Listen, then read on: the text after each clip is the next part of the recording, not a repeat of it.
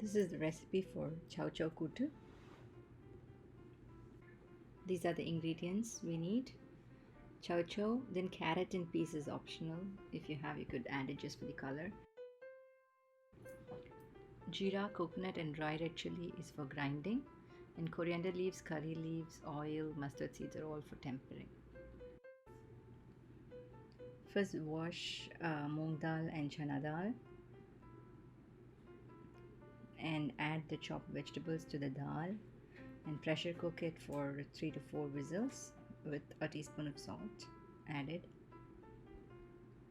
Add water if required so that the vegetables are just soaked. For grinding, take some dry chili, jeera powder and coconut and grind it to a fine paste. In a pan, add oil, mustard seeds and urad dal. You could add curry leaves if you have, and once it's tempered, add the cooked vegetables. Add more salt if required, and then add the mixture that you just grinded, and then cook it.